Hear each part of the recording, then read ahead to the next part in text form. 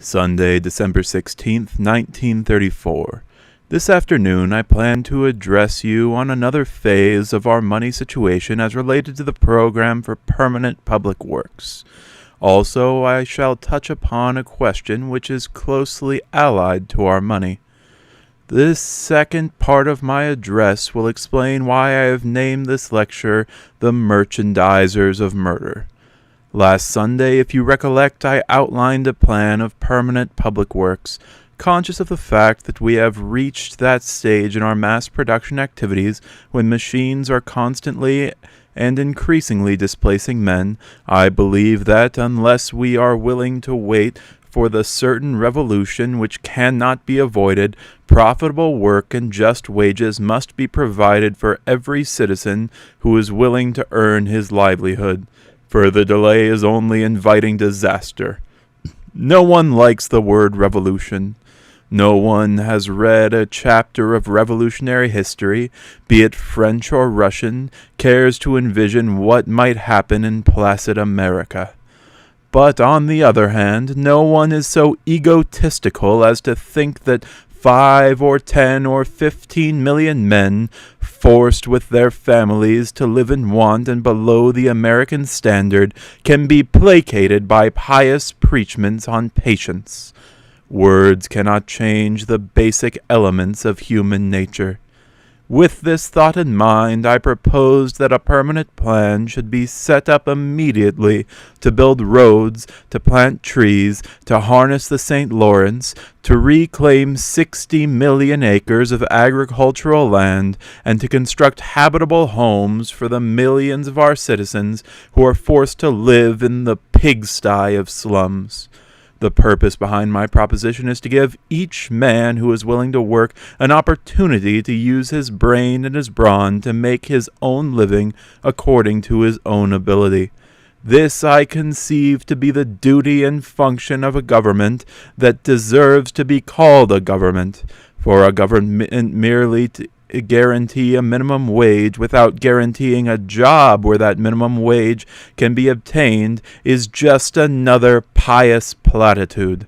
As a matter of fact, the job should come before the wage. The advantage to be gained by a permanent public works program is evident. When industry reaches the point of having produced all the clothing, the motor cars, the refrigerators, and other goods which are required or which can be purchased by reason of the ever-increasing purchasing power resulting from mass productionism, then the laborers can be engaged by the government in this public works program. Instead of being encumbered by an army of idle laborers, the nation will have an army of productive citizens helping to create actual wealth for the next generation. The saplings which they plant will grow to sturdy pine and hemlock, cedar and oak. The acres which they reclaim will be virgin soil from which the children of future years can reap bountiful harvests. The highways and power developments will be real wealth for us to pass on to the future years, as real as the wealth represented by the homes, the farms, the water mills, and the highways which our pioneering forefathers coined for us from the savage forests and windswept plains 150 years ago. Real wealth, I repeat. But as logical and as practical as this seems, what is the obstacle which obstructs it? Why the hesitation? I will tell you. In brief, my friends, it is nothing more than a satanic money system, which is not only incapable of serving the necessities of our modern civilization, but which actually perverts the blessings of God that have come to us through inventions of the scientist and through all the agencies which have tamed a hostile nature or which have wrestled her secrets from her. The money question is the obstacle, and the hesitation is due to the determination on the part of those in power to preserve that money system. This age of plenty in which we are living is, from a material standpoint, the closest that fallen man has ever come to the Garden of Eden. But like grinning devils, there stand at the gates of this Eden of plenty the protectors of privately manufactured money. With the flaming sword of greed in their hands, they forbid you people to enter. What care these men for facts? They realize that the sun never again will dawn on a day when industry will be able to assimilate the millions of idle laborers. They realize that scientists will continue inventing machines, new labor-saving devices. Despite this knowledge, they persist in experimenting with piddling policies excoriated for and by the private bankers. Their one abomination is to preserve the lie that money is wealth. Their one determination is to hold fast to their unconstitutional right of coining and regulating the value of money and of controlling the credit, without which not a wheel can turn, not a single grain of wheat can grow. Now, the essential thought associated with my proposal of a permanent public works program demands that we destroy the banker's lie relative to money. Money is not wealth. It is only the medium for trading wealth. Money is not wealth. It is only the ambassador representing wealth. Money is not wealth. It is only the receipt for wealth. When real wealth vanishes, then the usefulness of the medium is at an end. All the gold in the world could not buy a glass of water for a thirst-stricken man lost in the sand dunes of the Sahara. When wealth, the real king, dies, his ambassador's pronouncements are idle words. When real wealth decays and rots, all the receipts for it are as valueless as it is a title or deed to a farm which existed on the banks of the Nile in the days of the pharaohs. By some satanic method, these self-evident truths became so perverted that the high priests of finance succeeded in imprisoning real wealth and binding the wheel of economic slavery all those who did not share their right of coining and manufacturing money. Before this permanent public works program can be operated, it is necessary that the money to be employed for it shall be federal United States money, not bankers' money.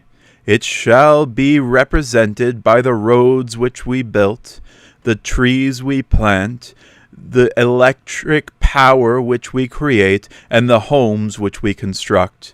This $10 billion program must be accomplished with United States money.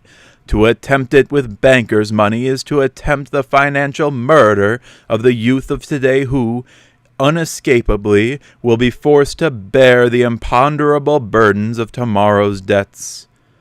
What is the salient difference between these two types of money, bankers' money and United States money? It is simply this: if $10 billion were borrowed from the bankers at 4% for this public works program, it means that in 18 years hence, the people of this nation would owe these bankers, at compound interest, $20,256,480. In 18 years, we would owe more than twice what we borrowed.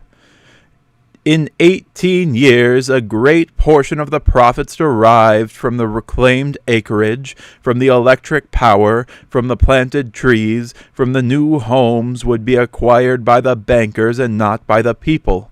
In 18 years hence, the bankers who today would gladly manufacture checkbook money to the extent of $10 billion could demand that we repay them 20 million of legitimate currency which has not and will not be created.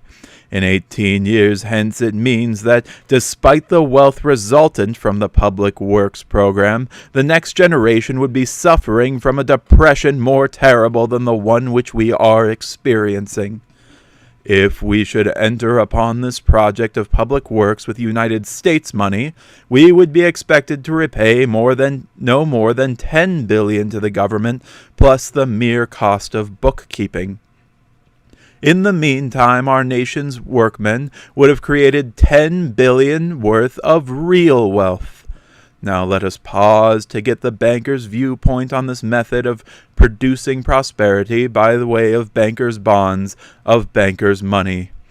In this way, we will learn from their own spokesman the difference between bankers' money and United States money.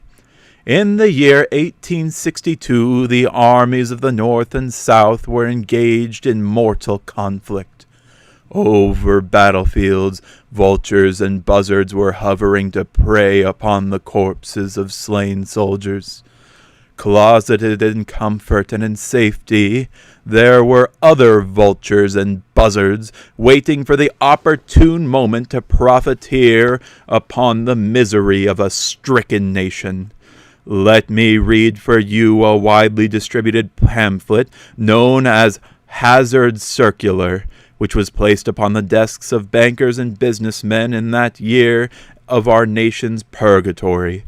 It reads in part as follows: Slavery is likely to be abolished by the war. This I and my European friends are in favor of, for slavery is but the owning of labor, and carries with it the care of the laborers, while the European plan, led on by England, is that capital shall control labor by controlling wages. The great debt that capitalists will see to it is made out of the war must be used to control the volume of money. To accomplish this, bonds must be used as a banking basis. It will not do to allow the greenback, as it is called, to circulate his money any length of time, as we cannot control that. But we can control the bonds, and through them, the bank issues. What a noble thought excogitated by profit-seeking cowards while their fellow men lay maimed and mangled upon the battlefields of freedom. They will profiteer on bond issues. They will not be content to permit a nation, bowed down in grief and prostrate by debt, to work out its own salvation. They will set out to control wages and to eliminate national coinage by the substitution of interest-bearing, tax-exempt bonds, upon the foundation of which the structure of national banks is erected. Slavery is likely to be abolished by the war, so thought the bankers. Well, for this we were really glad. They were glad because under slavery the slave owner was forced to feed and clothe and house the men who worked on his plantation. But here was something better for the banker than the slavery of old. Here was a new system by which the laborer would be paid only while he worked, only while production was in progress. Under the new system, the laborer must shift for himself. The responsibility of the slave owner in times of idleness was at an end. The new system, operated by bond issues, was more efficient to exploit the people. Yesterday they placed shackles upon the ankles of the slaves.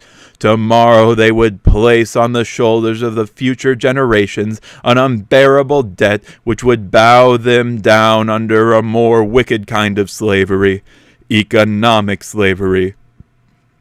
It was esteemed profitable for the financiers represented by the Hazard Circular in 1862 to issue bonds both to control the volume of money and to wax rich upon the heartaches of widows, the tears of orphans, and the poverty of a nation. I presume that this same philosophy is esteemed as righteous in the era of perfected bond manipulation. We have spent about $8 billion on debt relief activities during the past 2 years. These $8 billion are all represented by bankers' bonds. This is great news for the youth of today.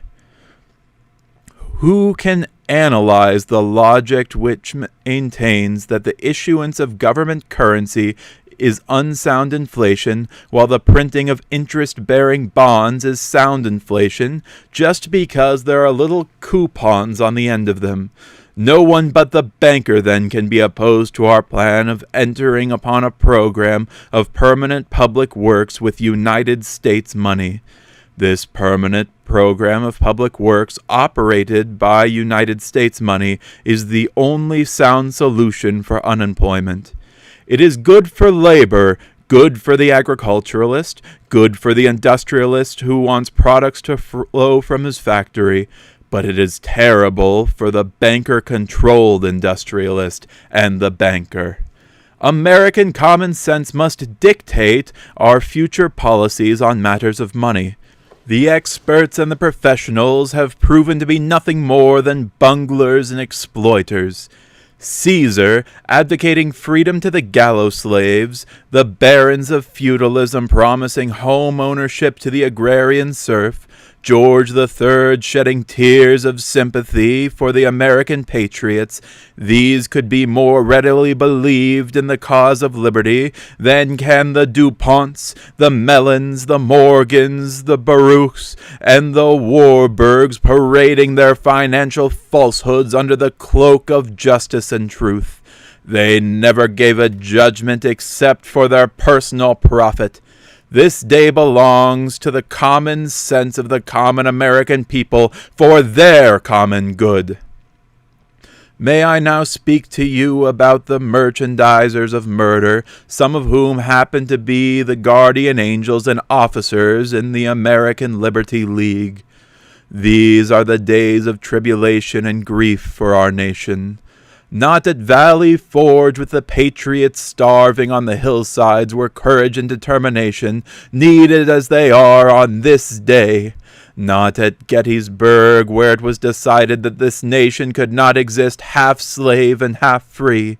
I believe in the spark of patriotism is still burning in your hearts, although it has been drenched by untold tears of unnecessary suffering wrought upon you by your greedy, ignorant fellow citizens.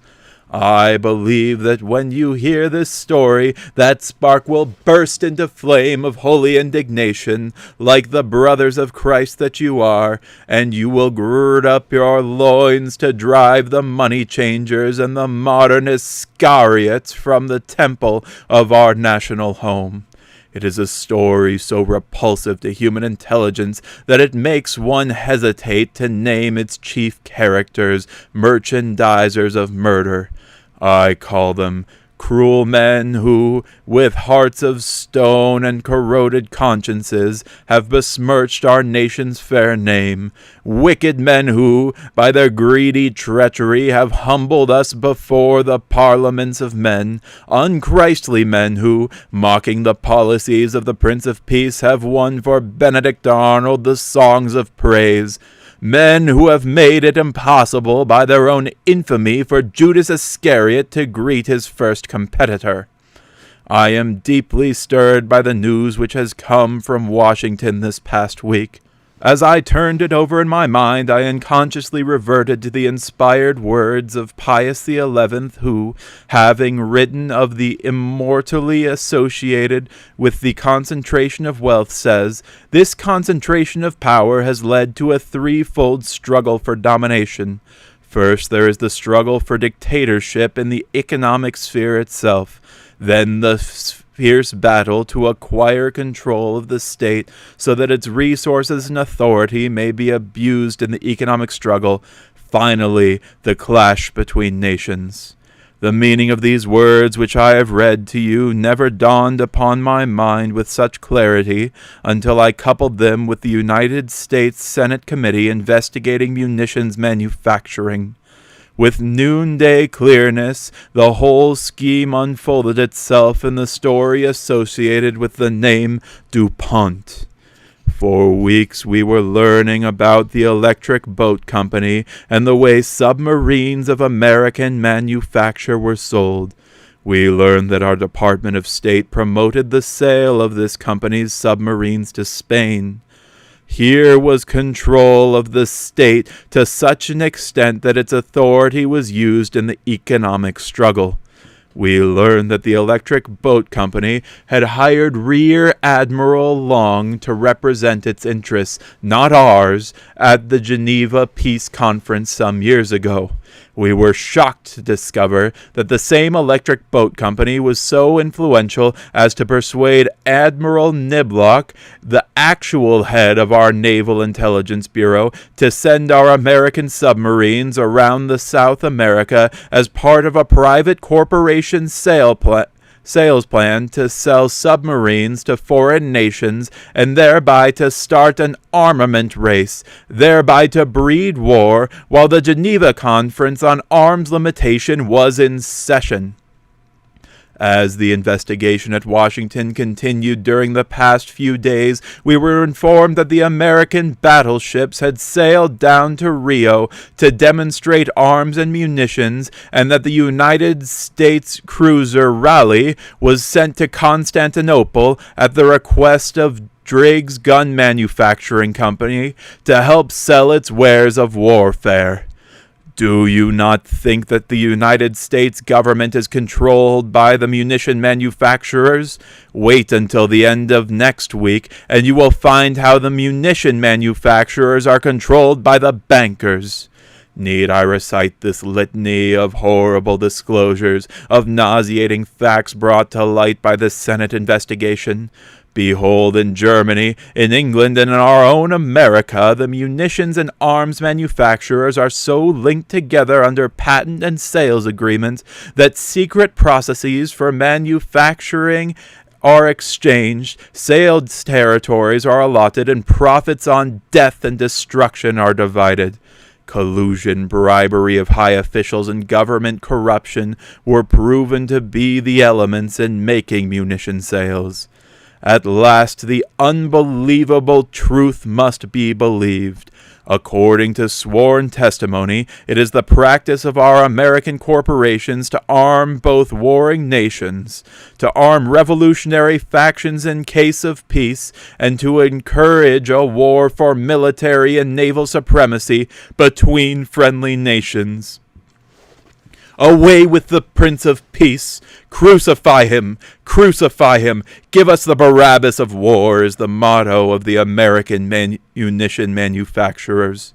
The Senate committee discovered that every effort Congress made to regulate the shipment of arms, every treaty respecting the traffic in arms, in munitions and in powder, has been defied by these manufacturers. Principal in the Senate investigation of munition manufacturers come those sterling patriots and lovers of our Constitution, the DuPonts. Co-founders of the American Liberty League, this family claims residence in Delaware for over a century and a quarter. This family witnessed American liberty in its cradle and is seemingly happy to follow it to its grave. While to this DuPont company, motor manufacturing is only a side issue. Their big interest is munitions, powder machinery, explosives, nitroglycerin, and chemicals. Warfare is their game. They have become so wealthy that they dominate their economic sphere. There is scarcely another powder company in America worth mentioning. On go the DuPonts from fabulous wealth to economic domination. Now the next step must be taken. In the language of Pius XI, it is the fierce struggle to acquire control of the state so that its resources and authority may be used in the economic struggle. On go the DuPonts. Do they attempt to gain control of the government? These lovers of liberty, these co-founders of the American Liberty League? Let the testimony before the Senate committee answer that question. So great was their control and domination over our government that, when their factory was short of a certain rare explosive, they borrowed 60,000 pounds of it from the government of the United States out of a total stock of 67,000 pounds to sell to a foreign power. That is point number one. Point number 2, they persuaded General Charles Humphrey to assist them in negotiating a sale through the Polish embassy. That is using an army officer as a peddler of powder. Point number 3, the War Department and the Navy Department of the United States government were so placed under the domination of the DuPonts that military secrets have been released to foreign powers on condition that the DuPonts would obtain the order. Military secrets that we thought were sacred were traded as a kick-in and a payoff so that the orders would go to the DuPonts. Point number 4. So vast was the power of the DuPonts over both our War and Navy departments that the officers thereof, along with the officers of the Army and Navy intelligence departments, actually supplied the DuPont Corporation with military secrets rather than have this private corporation risk failure in its operations. Point number 5. The British firm of Nobles and the British Imperial Chemical Limited are so interlocked with the DuPont Corporation that it is hardly possible to keep from England a secret in the economic sphere in which the DuPont Company is interested. Point number 6. One of the brothers, Felix A. DuPont, reached Lieutenant Colonel J.H. Mackey, member of the Canadian Parliament, who played a major part in the purchase of munitions during the war and whose knowledge of the Far East is impressive. Mackey's job was simply to sell the Japanese the powder of DuPont. He just happens to know that Japan needed the DuPonts, so the DuPonts hired him as their representative, equipped him with the very advantages America had over Japan, and rushed to Washington to confirm the arrangement with the Department of War and the Navy Department.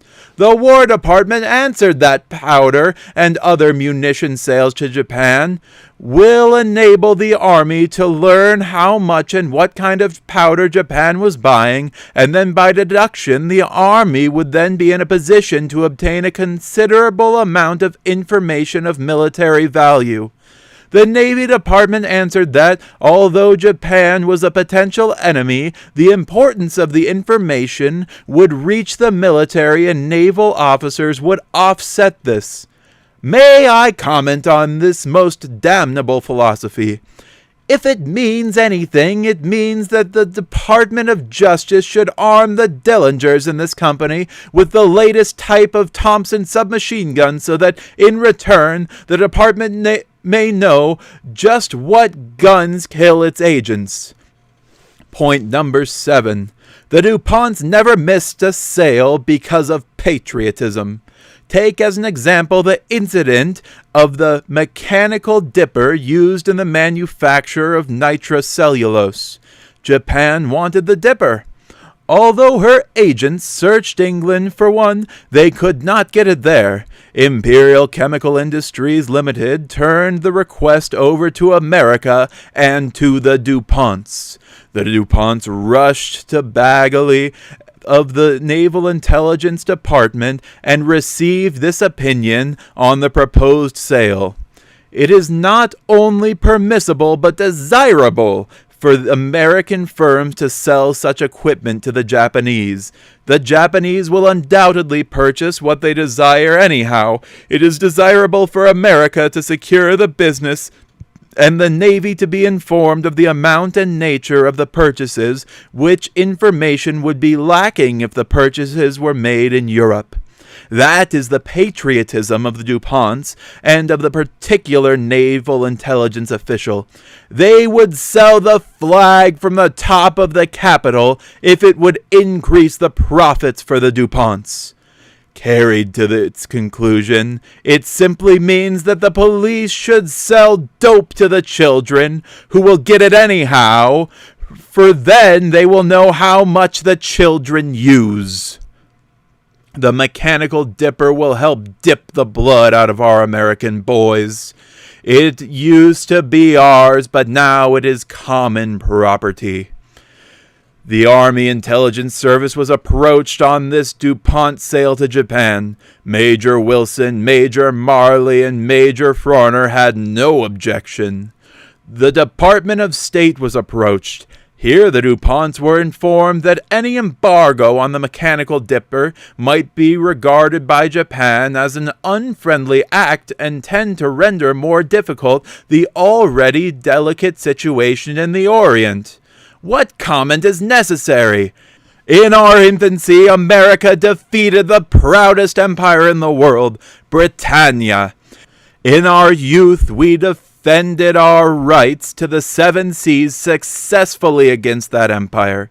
Today, we actually equip our potential enemies among the world powers and, out of fear of offending Japan, our Navy, our Army, and our State Departments all approve a sale of a secret process to Japan.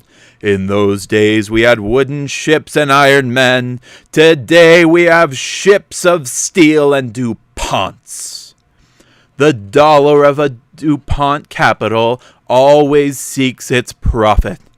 With Japan in the hands of Mackey of Canada, Colonel W.N. Taylor, European sales agent of the DuPonts, was ordered to work on Russia in 1928.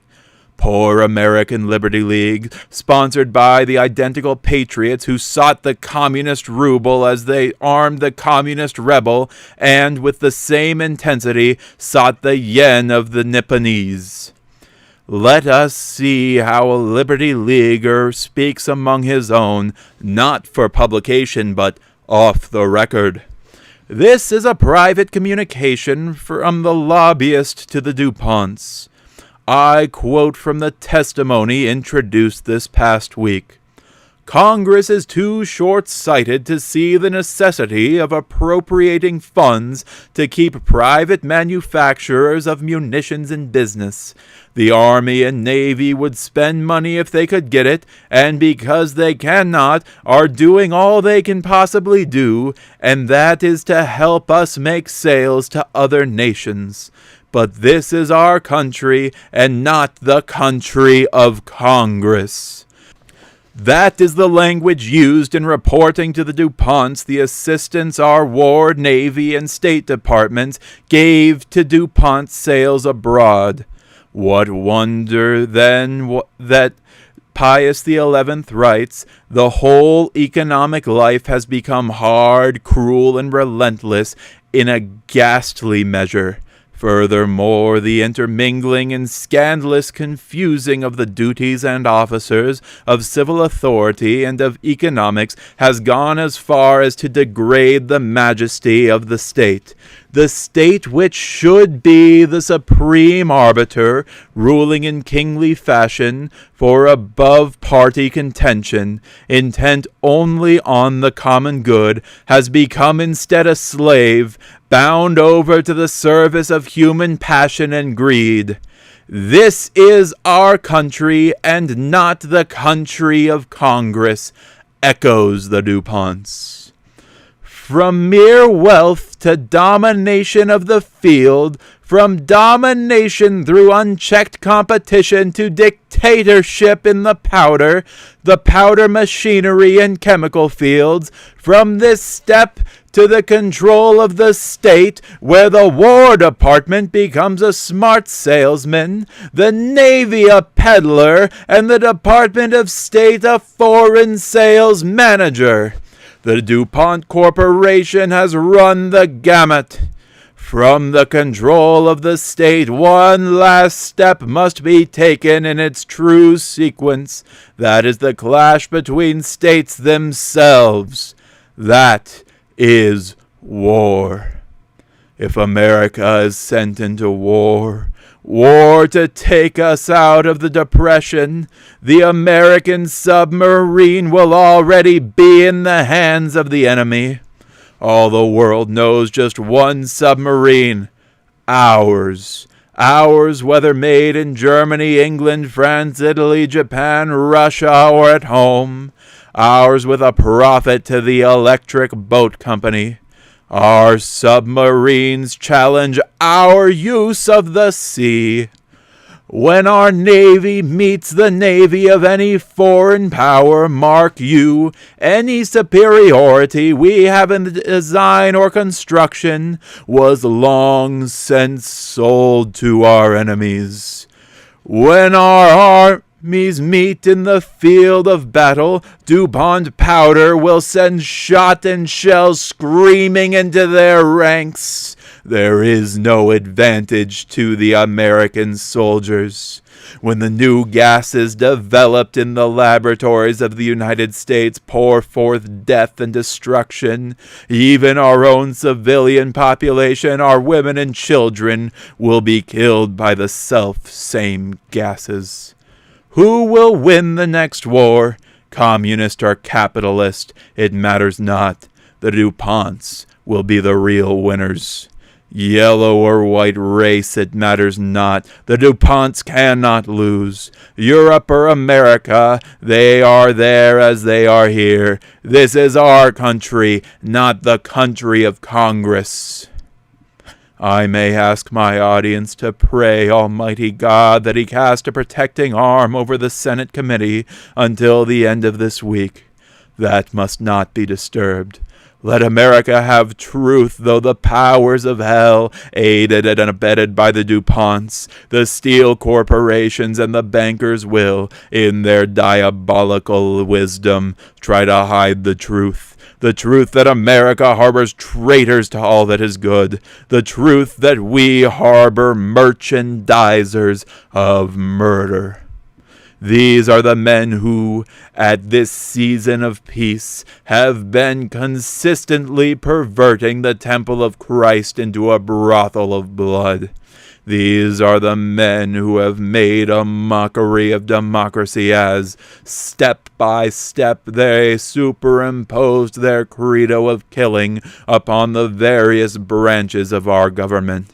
We have arrived at the point in our national destiny when we are determined to make of the United States of America a real democracy where our government with its State Department and every other department will not operate for the welfare of merchandisers of murder, but for the peaceful welfare of those who believe in the policies of the Prince of Peace. Away with these dictatorships. Give us real democracy. This is why the National Union for Social Justice was instituted. Choose between it and the American Liberty League with its individualism, its war profiteering, its merchandisers of murder members, its salesmen of slaughter, as represented by the DuPonts and their frontmen, who prate to us about a liberty that is slavery and a prosperity that is death.